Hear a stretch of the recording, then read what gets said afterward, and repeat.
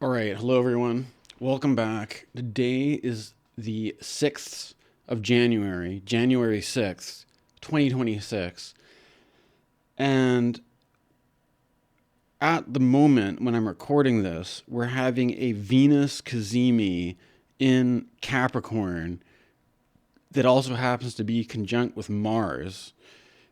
Venus and the Sun are at the 16th degree of Capricorn. Mars is at the 17th degree.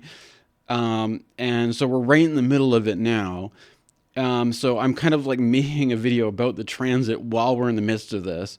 And part of, I'm also considering the aspects that are being formed around this as well. Mainly the fact that we've got a retrograde Jupiter in Cancer, and I'll get into that shortly later. But first of all, I would like to acknowledge there is a certain level of stress at the moment. The other day when I took my dog for a walk, I noticed more people than usual anxiously either puffing on cigarettes or choosing more healthy coping mechanisms such as going for a morning jog or something. Like there's a general sense of like people looking for stress reduction, coping like self-regulation, whether that's in healthy or unhealthy ways, and there's a general sense of destabilization and I don't know, dare I say panic or whatever at the recent turn of events around the war in with Venezuela. And the thing about this is that I commented on this at the time when this conflict between America and Venezuela first broke out, namely with the bombing of attack on certain ships at sea, and there's a certain kind of question about the legality of this, or whether there is the pretense on which they're using to attack is legal or justified or whatever. And there's also it's kind of the thing about getting into this. To be fairly honest, I think that it helps to just accept, first of all, that what I'm doing here is that I'm not a journalist, and that you can, if you need to get your information, there's plenty of information sources out there. That's not my job. And I have an astrology channel, but there's something about the way everything is playing out right now that in my last video I made a video about the full moon in Cancer, and I used the America Sibley chart predicting that something was going to happen around this, although at the time I was focused more on what was happening with Donald Trump and the hearings around January 6th, right? Today is the January 6th anniversary. But the thing is, it's entirely possible that what was going on with Maduro was an elaborate move to basically wag the dog, as they would say. There's a movie called Wag the Dog. And it's also interesting because I didn't also mention that there was also an American attack on apparently ISIS in Nigeria that happened around Christmas time.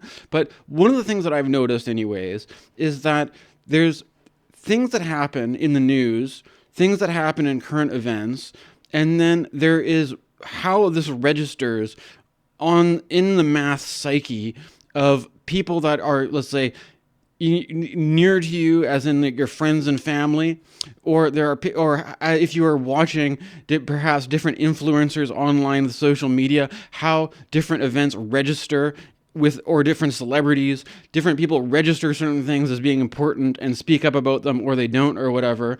And there's something about all of this where, to me, it seems like I have to admit that I failed to predict that the Maduro thing was about to happen, but that I did accurately predict that obviously something's happened. Like the United States was about to take off with all this, and that it could be that both the Maduro thing and the Nigeria thing were basically wag the dog attempts to distract away from the vulnerability around the January 6th thing, around the recent Jack Smith hearings, or I don't know if I'm just trying to be overly optimistic about the chances around that, right? But there's basically the question about holding the administration accountable for or whatever, right?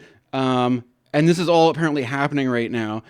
In the midst of all this, there's also, if you think about Jupiter in Cancer and the fact that this is the Jupiter return of, still Jupiter in Cancer is the natal Jupiter placement of America. So America's gone through the Jupiter return. And of course, Jupiter stands for growth, expansion, but it also stands for like law and providence and doing things in a legally orderly way. And that if you're trying to, there's something about Jupiter retrograde where like if you're trying to expand on the sort of principle of like, you know, the sort of sentimentality of like, you know, old comic book superheroes like fighting the bad guy and like, you know, the Maduro is going to be like a evil dictator and we're going to be the heroic Americans and like spreading free, like there's something about this where in the people, you don't have to like listen to astrologers try to debunk any of this to you. I think suggest if you need information, just try to go to legitimate journalist sources around this. You don't, and there's you can look all about the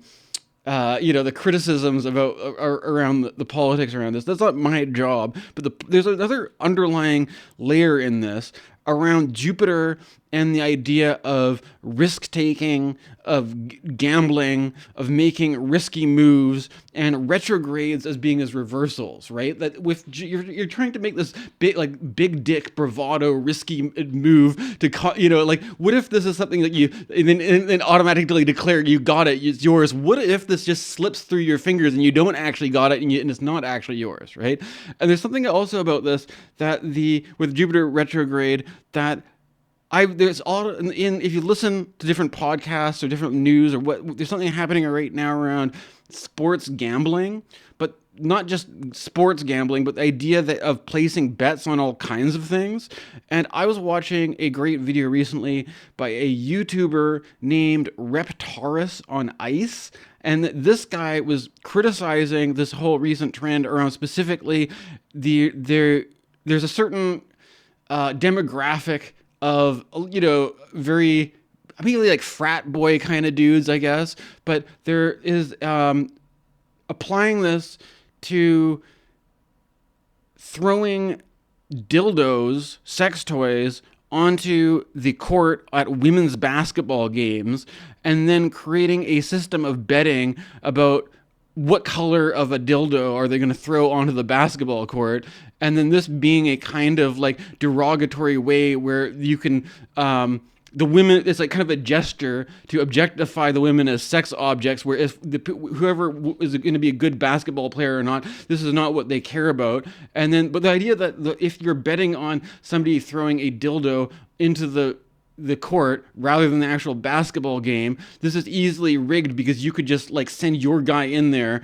with the dildo and like make sure you throw the red one, and then or that you could like arrange these things where you get a bunch of people betting on what color it is and then you choose the color based on who you want to make money. And basically there's using that whole premise about like if you're just going to arbitrarily bet on things, that there's something about the idea of like the stock market and insider trading where there's this idea that it's illegal if you have if somebody tells you put all your money on this color dildo being thrown because we have this color dildo and that's the one we're going to throw, and so that if you set this up, you're rigging a situation, because it's not like if you're betting on a horse race, and you might have insider knowledge that this horse is better than the other one, or you may rig it by you're going to drug a horse so it doesn't run as well to rig the race or whatever. Like this is also like this is obviously some sort of like factor in sports betting. Like if you ever watched that movie Pulp Fiction by Quentin Tarantino, you know how they have that plot where the boxer, they're trying to pay him to go down in the fight, but he's too proud, and then so he doesn't go down, and then the mob's out. It's like this kind of thing where there's this idea of like there's a premise in gambling that you're trying, that it's fair if it's entirely just pure chance. But if it's not pure chance and the system's actually rigged, then it's not fair and you're being exploited, and people are using this as an opportunity to make a lot of money in perhaps an unethical way, right? Now, the thing about this, I have to also admit that as an astrologer, there's a certain question around ethics with astrology, because if you were so inclined, you could you could ask an astrologer for the outcome of all kinds of things, or do your own divinations to predict things. But then if you were, there's a question of, would you be abusing or misusing those kinds of practices if you're trying to do it for a, like a cheap, an easy way to make a lot of money really quick or something like that, in a risk taking, all this kind of stuff. I have to admit that as a guy, I have a Jupiter in Pisces, a strong, a lot of Sagittarius, a Jupiter oriented chart, but I've never actually been, like, my personality, personally, I've never really been interested in gambling, and it's always been a kind of a turnoff to me. And especially like the people, well, I mean, I would never like get into playing those, like in Australia they call them the pokey machines, right? There's more of a culture of it in Australia than there is here, where you go to like your average bar and they just have some like they just have poker machines, slot machines everywhere. It's like, it's not my style, right? And then there's this kind of like there's kind of like that kind of mentality I feel right now with this like Jupiter retrograde in Cancer. And personally, I think it's better to be like more dignified in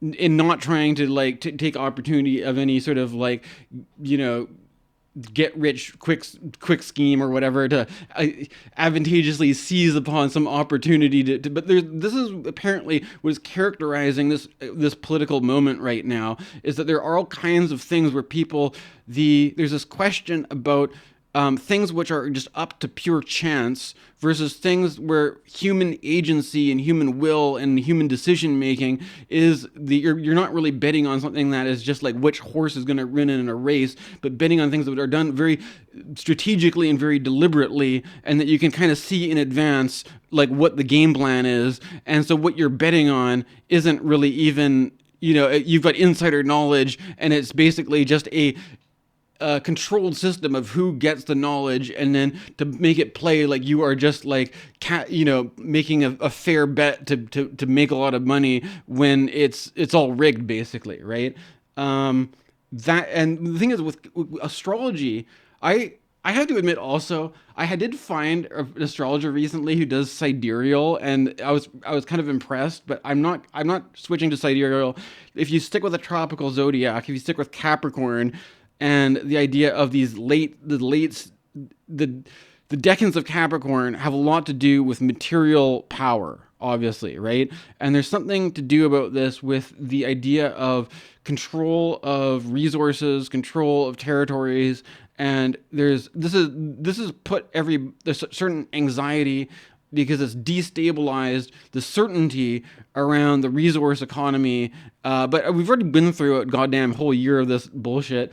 So it was not. I shouldn't really catch everybody off guard. And I guess I should also say that I haven't been completely thorough about everything going on with this whole Venezuela thing, because I've seen other astrologers who are more up on it than I am talk about how the seizure of the oil tankers leading up to this was very Saturn Neptune, right? So the idea of and there's something about like with Neptune and Saturn of like boundary conflicts, using the pretense of drugs coming over the border as a perhaps questionable pretense for attacking boats and stuff like that. But there's something about the sign of Pisces, the planet Neptune, that all is very water oriented, and there's a sort of action that has been taking place in a naval arena of combat, basically leading up to them getting Maduro or whatever, capturing him. And that there's something about all this, which is that it's been going on for a while, but nevertheless, the actual moment of Maduro's capture seems to have sent a shockwave through the psyche of people. But there's something about like, and yet the world keeps turning, right? And yet there's some at some level like there's. It's like it's just another event in a larger narrative of U.S. intervention in the global South or whatever. There's a whole, and again, this is just it helps to sort of zoom out and see this as a part of a big picture thing. Obviously, there are a lot of problems in the global south, and there's a certain I think it also helps because there's this tendency for people to think about things in terms of east and west, where you've got like the west as being like Western civilization, and then against what the far east, which is like the Chinese communists, which aren't really communists anymore, or what the people building Hyundais and Kias in Korea, like it's not east versus west. It makes more sense to think of the global north and the global south, and that a lot of the anxiety around like border disputes of the Saturn Neptune, border control, which is a lot of, or the mass immigration, mass deportations. This is all basically a global north, global south thing. And even the choice of when you're making a map and you're putting north on top and the south on the bottom is basically, there are certain people who have suggested an alternative map where what happens if you put the south on top and the north on the bottom, that there's a certain kind of northern geocentric mentality where the northerners think that they are superior. If you even look, I was reading Ralph Waldo Emerson, and even Ralph Waldo Emerson had this, it said something about how like if you're in the north, you have to work hard to like chop wood to burn in your fireplace and do all this, and to where as if you're in the south, you can just like lay on the beach all day and eat fruit, right? So it's like with northerners have this like, we're hardworking people, and it takes, it's like there's a sort of like Nordic Viking Chad like stereotype of like being like some, and it's like, oh, if you just live on some like tropical island eating bananas all day, you're just a lazy bum. And then with these people, we have, this is the underlying north versus, it's not east versus west, it's north versus south, essentially. And the dominance, the white supremacist dominance of the northerner over the southerner. And if you look at India, if you look at China, the British Empire, colonialism is basically a north versus south relationship. And this is basically but the thing is, if you put in when you bring in where astrology comes from, the Hellenistic. I base my astrology practice around the Hellenistic tradition and the spirit of multiculturalism, basically, because you had the meeting point at the center, essentially, between the Egyptians to the south and the Romans of the Mediterranean, basically. When the Mediterranean is all southern, in contrast to this is kind of like Anglo-Saxon, Germanic, northern people who think they have to work really hard in the winter. You got Italy, you got Rome as the center of the empire, who basically saw there's like the wildlings, right? If you got like the Gauls to the north or whatever, right? So there's this kind of like, basically, what I'm trying to say is that as Canadians, it kind of feels like you've got the empire as if this was Game of Thrones.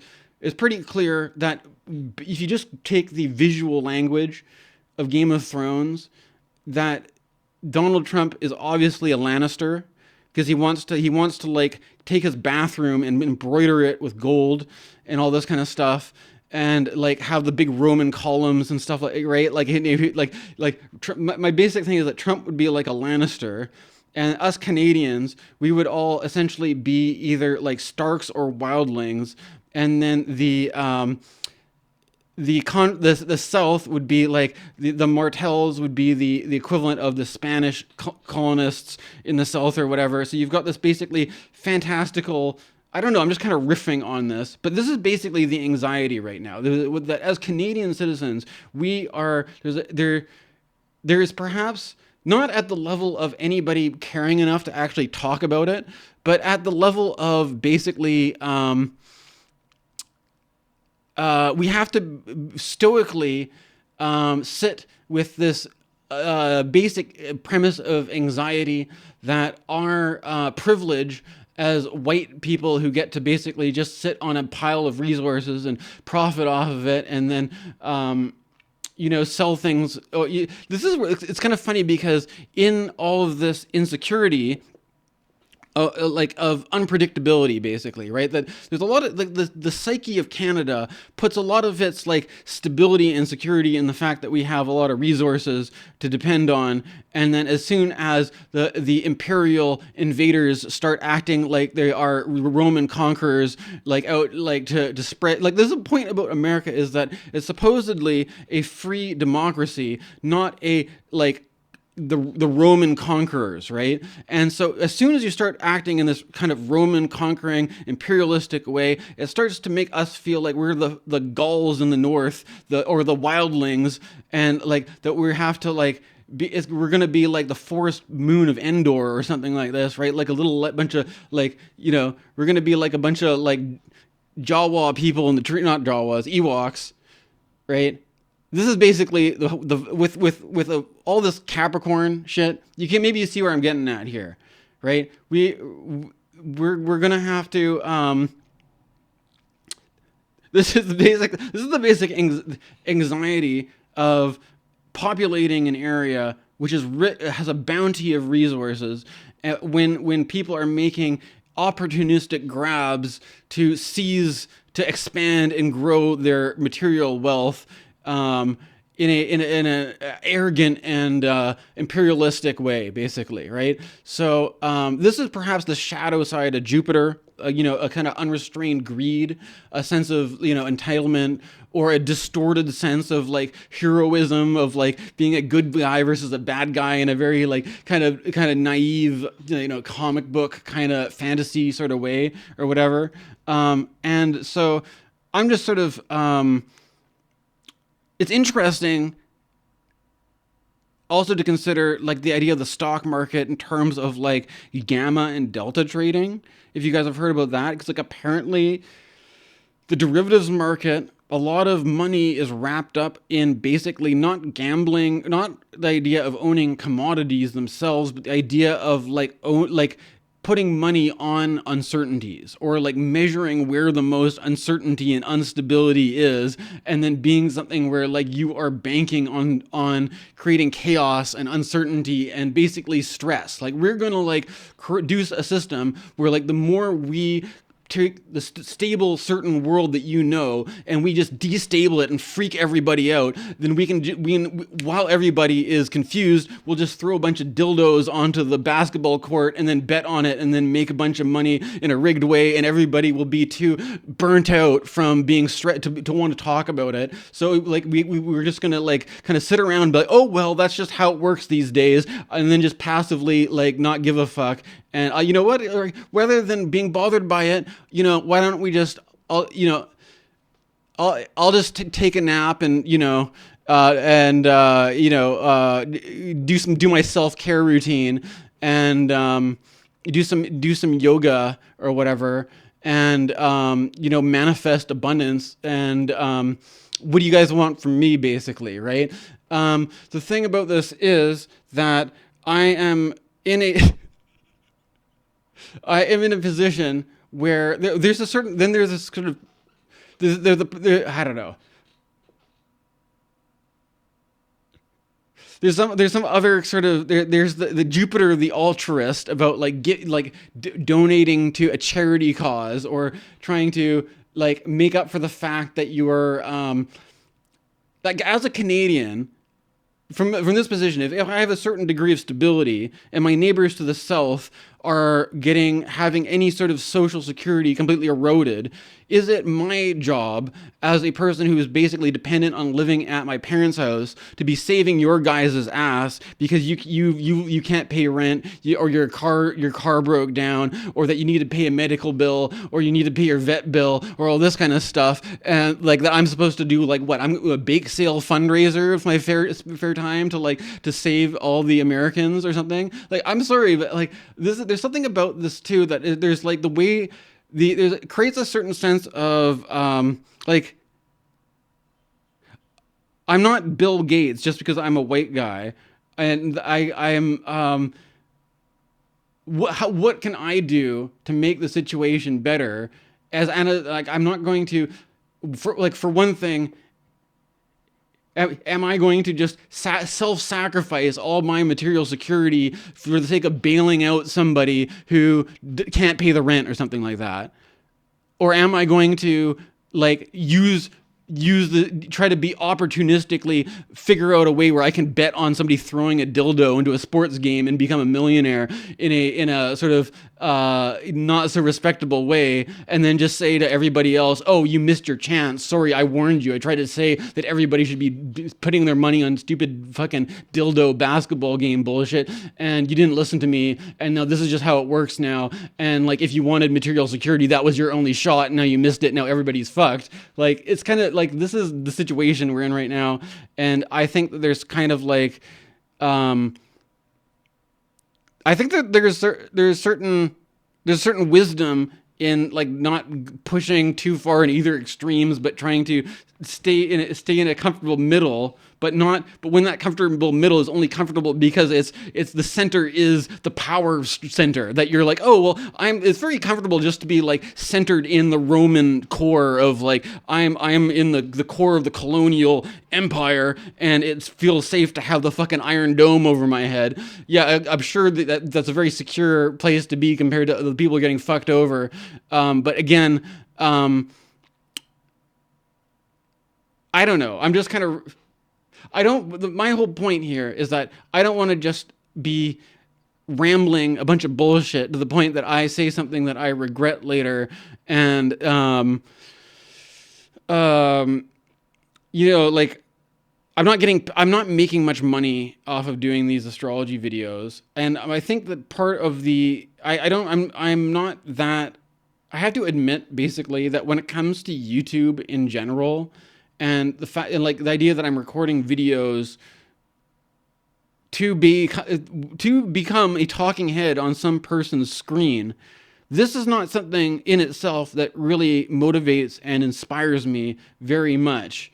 And that I think that when it comes to politics, it's like on one, it sort of seems like you have the opportunity to either to not step on like a steaming hot pile of shit and that you're gonna have to clean off your shoe later, right? And so there's something about this where it like and yet I seem to be there's a gravitational force that the people who are somehow out have created a certain kind of transcendence or a certain level levity where they are able to like steer clear of that kind of steaming hot pile of bullshit to a perhaps more noble and admirable direction. There's something about that which, in spite of, but maybe it is admirable to just to avoid all the politics right now. And yet, what are you left with? That's the question. What is it that you're exactly left with? Aside from like, I don't know, self-improvement project, certain sense of sentimentality, sentimental attachment, trying to always just try to make everything just a little bit better, like trying to just try to tweak, like, like, I mean, like, I accept life, but maybe we could just like, you can like tweak a little bit, just like try to correct a little bit, like maybe we can like, maybe like, maybe we can move some numbers around and like see what we can do, and like like what do we have to work with creatively in this situation? Are we in a situation that feels like you're backed into a corner, literally, with no options, no flexibility, no wiggle room, and there's only one. You're looking down the barrel of a gun, basically. You got one thing. There's only one way to be one way to be a man, one way to be a woman, one way to be an American, and then if you're another country, they're just gonna take you out like fucking steamroller style, baby. They're gonna and this is the whole thing, is if you've got we're in the I don't know the.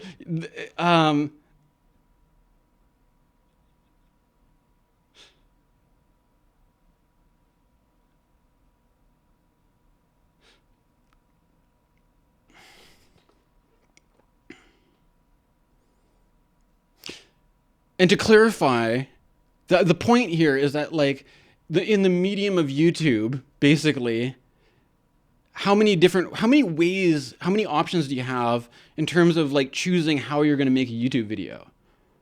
So if I decide, I could hire a team of people to edit my videos and take out all the pauses and or awkward things that I say, edit and sort of like polish it, take the rough gem and polish all the rough bits out of it and present to you a refined, processed product fit for public consumption.